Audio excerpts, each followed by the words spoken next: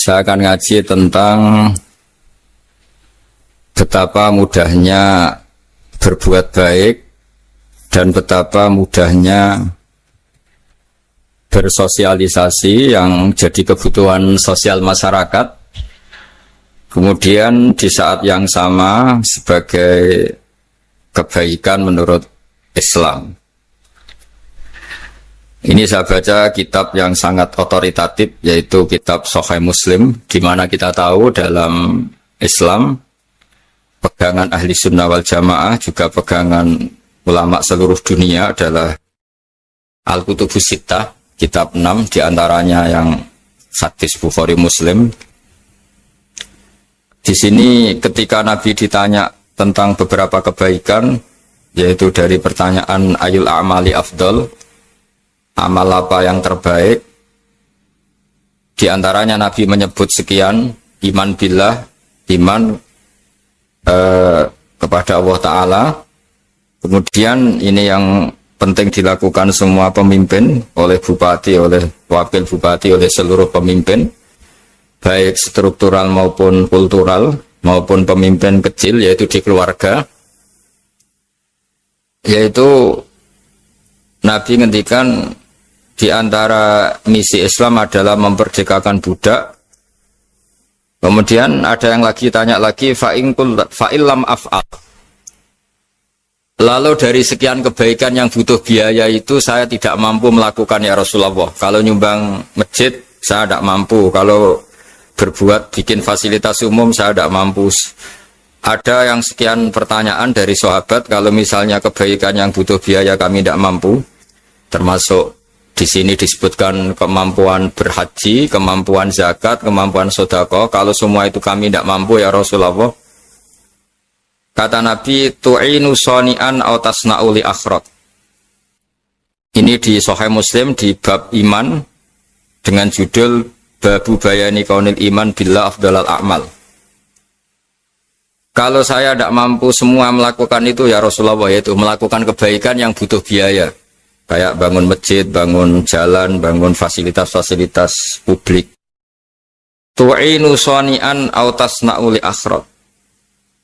Tu'inu nulungi sira soni'an ing wong sing ahli sun'ah, ahli kreatif, atau ahli, kalau orang sekarang itu bilang dia pekerja rumahan atau production house atau apa saja. Autas nauli akhrat, atau kamu membantu orang yang tidak punya pekerjaan. Terus sahabat masih tanya, aro'aita indo'iftu an ba'dil amal. Kalau semua kebaikan aktif saya tidak mampu melakukan ya Rasulullah, kebaikan menolong orang lain, kebaikan yang bersifat aktif. Jawabnya Nabi, dan ini pegangan saya, pegangan kita semua, panduan dari Rasulullah SAW, Nabi ngendikan, takufu syarroka anin nas, fa innaha sodaqotun minka ala nafsik. Ya, saya ulang lagi, takufu syarroka anin nas, fa innaha sodaqotun minka ala nafsik. Kamu dalam berislam cukup menjaga supaya kejelekan kamu tidak punya imbas pada orang lain. Ya, ini penting dalam Islam. Jadi kalau tidak bisa berbuat baik, potensi keburukan kita jangan sampai menimpa orang lain.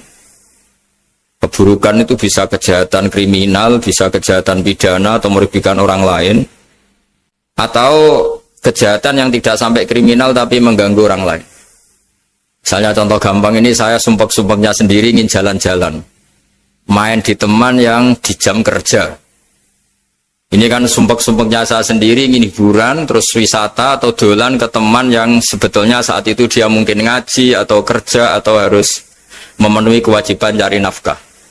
Gara-gara nemuin saya, akhirnya dia dikomplain sama majikannya, atau gara-gara nemuin saya dia akhirnya tidak ngaji sama santrinya, atau gara-gara nemuin saya dia terganggu aktivitasnya.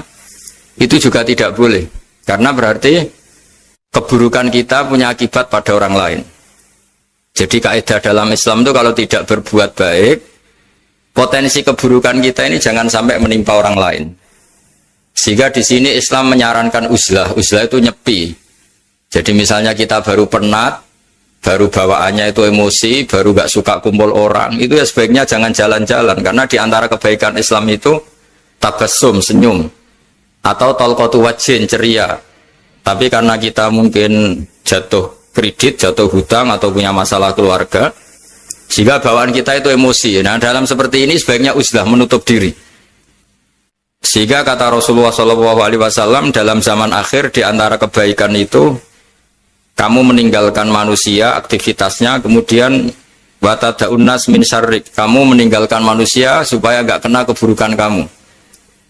Jadi ada momen, ada saat di mana kita mungkin kalau ketemu orang itu bawaannya ingin sengak, ingin ngomong yang nggak enak, atau kita baru penat, itu sebaiknya uzlah saja, mengurung diri di kamar atau isolasi sendiri, karena bawaannya baru emosi. Nah, ini yang jarang dipraktekkan. Kalau sekarang malah banyak yang saat susah malah bawaannya ingin namam, ingin menvonis orang lain atau ngadili orang lain. Padahal pesannya Nabi, kalau semua kebaikan aktif tidak bisa kamu lakukan itu, takuffu syarra ka'anin nas fa innaha shadaqatun minka ala nafsik.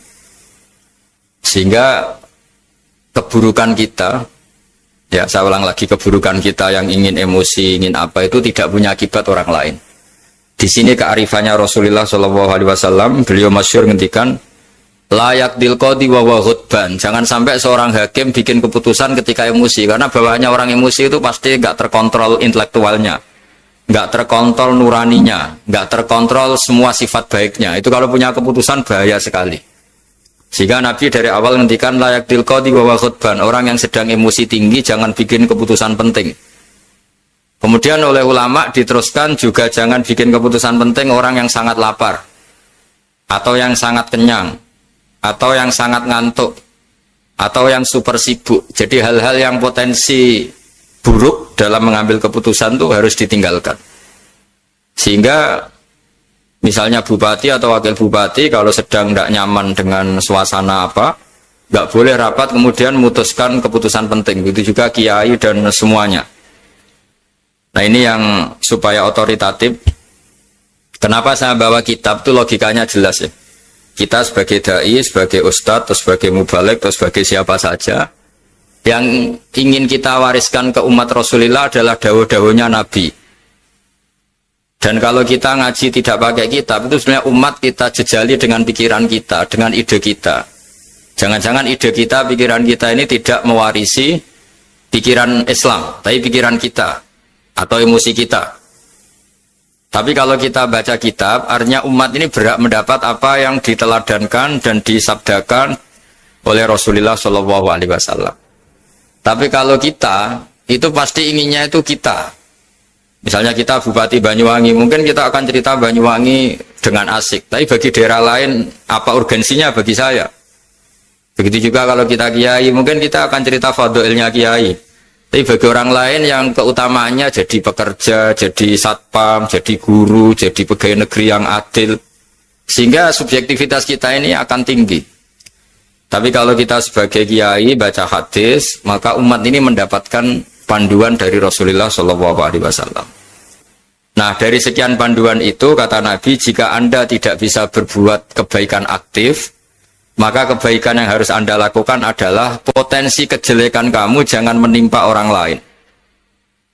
Makanya saya berkali-kali bilang, saya ini termasuk kiai yang jarang main ke alumni. Karena tadi kadang-kadang alumni itu sudah mau kerja di tempat kerjanya atau mau janjian ngantar anaknya sekolah. Gara-gara ada saya, mungkin semua itu dibatalkan. Sehingga silaturahim itu juga harus dimanage supaya tidak mengganggu haknya orang yang kita silaturahimi. Jangan sampai silaturahim jam 9, saatnya orang kerja, kemudian dia dapat peringatan dari pabriknya gara-gara sering didolani kiainya. Itu kan jadi ribet. Atau kiai karena sering didolani terus tidak ngaji, menutupi tamu terus. Itu kan jadi ribet.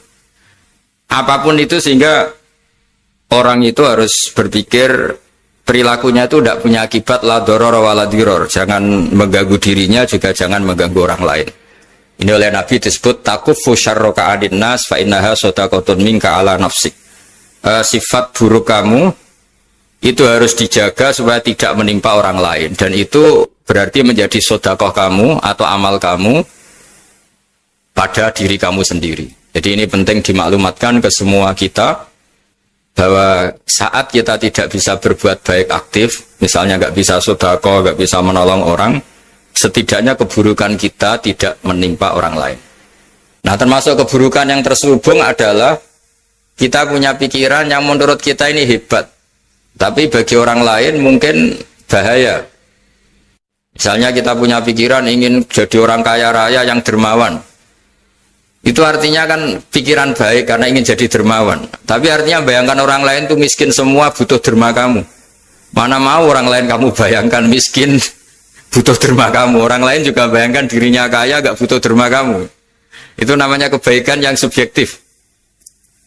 Kamu ingin jadi kiai yang ngajarin orang banyak. Oke, itu baik. Tapi kan berarti kamu bayangkan orang lain gak bisa ngaji terus kamu saja yang bisa ngaji sehingga kamu yang ngajarin. Ya sudahlah, kebaikan itu udah usah muluk-muluk seperti itu. Jadi apa yang ditakdirkan kita jadi bupati ya jadi yang baik, menolong pekerja-pekerja yang baik. Saya kemarin diceritain banyak oleh Mas Anas aktivitas Pemda Banyuwangi yang menolong banyak orang, juga masyarakat juga saling menolong dan seterusnya dan terusnya. Jadi ini jelas maksud saya supaya bupati dan semuanya pemimpin melakukan kebaikan itu berdasar panduan dari Rasulullah SAW, di mana di antara aturan yang dianjurkan beliau adalah aktivitas kita sebagai manusia adalah tu'inu soni'an au tasna'uli akhrat. Saya ulang lagi, saya ulang teks hadisnya secara lengkap supaya dapat berkahnya Rasulullah SAW.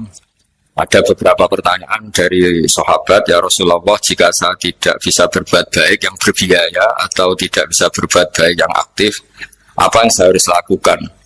Nabi ngendikan tu'inu shani'an aw tasna'u li asra. Kamu membantu orang yang bekerja atau kreatif, orang-orang yang kreatif atau pekerja apa saja kamu bantu, dan bantu orang yang tidak punya pekerjaan. Terus ditanya lagi, qultu ya Rasulullah ara'aita in dha'iftu an ba'dil amal. Bagaimana kalau itu pun saya tidak bisa ya Rasulullah? Terus Nabi ngendikan tafuqifu syarraka anin nas fa innaha shadaqatun minka ala nafsik. Yang penting keburukan kamu tidak menimpa ke orang lain, dan itu bagian dari sedekah kamu. Nah, perlu saya ingatkan ke semua kita lah. Makanya pentingnya membaca umat Islam dengan ilmu usul fikih. Saya berkali-kali bilang, jika ada seseorang tidur, itu jangan kamu baca sebagai tidur yang meninggalkan tahajud, meninggalkan sholat qiyamul lail, meninggalkan wiridan di malam hari. Tapi juga bacalah saat itu dia tidak dugem, tidak maksiat, tidak narkoba. Sehingga barokahnya ilmu itu ada respek pada umat Islam yang tidur. Karena tidur itu juga ada fungsi meninggalkan sekian maksiat, sekian kriminalitas. Jadi kalau kita kulino tidak baca dengan ilmu, maka melihat orang tidur itu ya kayak meninggalkan tahajud, meninggalkan wiridan, meninggalkan qiyamul lail, sehingga bawaannya kita ini akan kurang respect.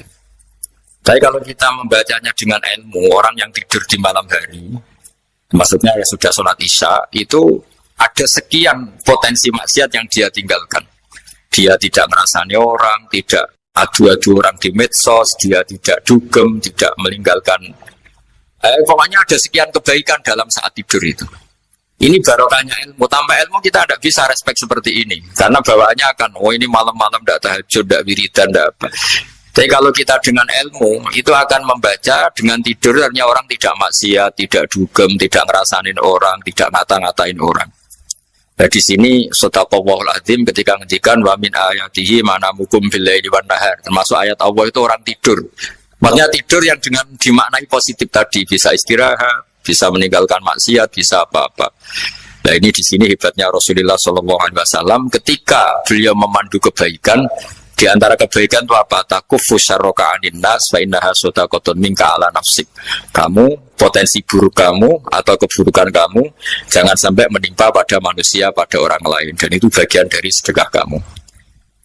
Ya, saya mohon maaf sama Bu Bupati, sama semua Pemda, sama Wakil Bupati karena saya tidak bisa lama-lama. Saya punya wadifah. Tadi ini pun sudah murting ngaji saya karena saya harus ikut ngaji di sini. Dan mari sama-sama berdoa. Al-Fatihah.